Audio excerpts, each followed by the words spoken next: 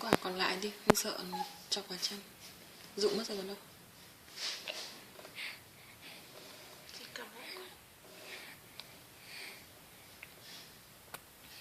Đầu hồi ghê ta.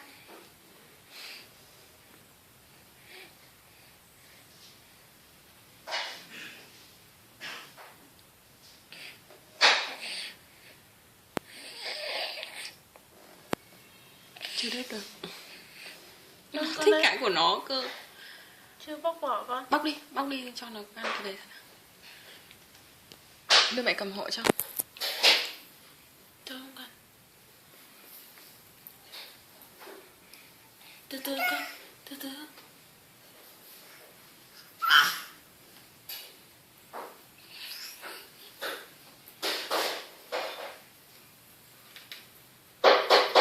Đây con. Đây đâu.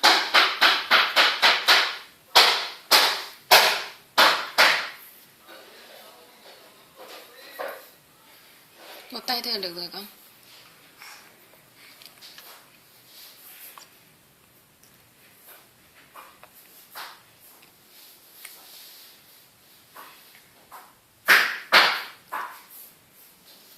Chị bảo con cầm đằng cao một tí nhá. Đây đây, con cầm đây, cầm đây này. Đấy. Ủa, con ngậm sâu thế.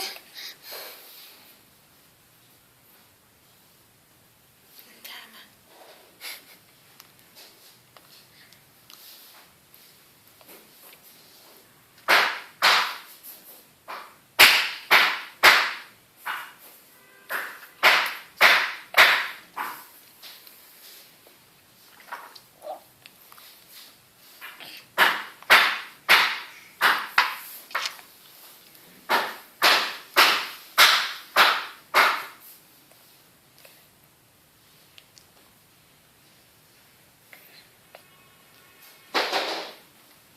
Ủa?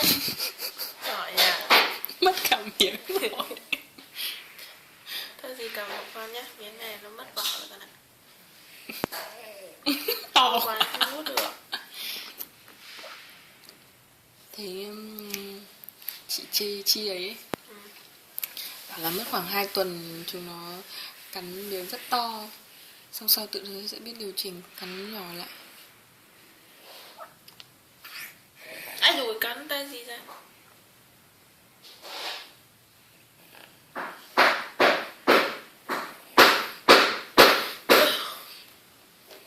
Sao đánh lên nào. Đừng có nữa nữa là. Há mồm kia gì.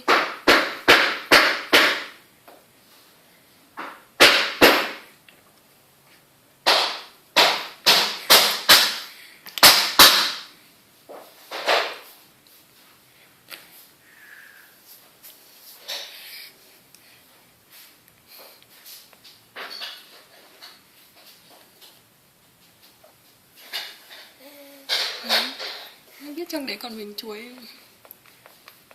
Cắn đi con. Cắn đi, chuối để cắn lên xong mút.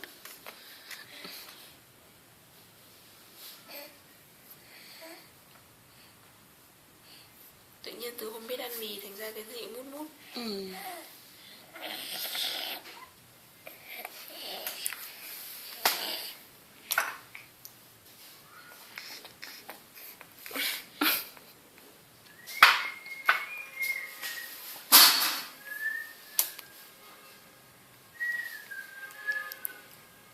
Dừng nhá.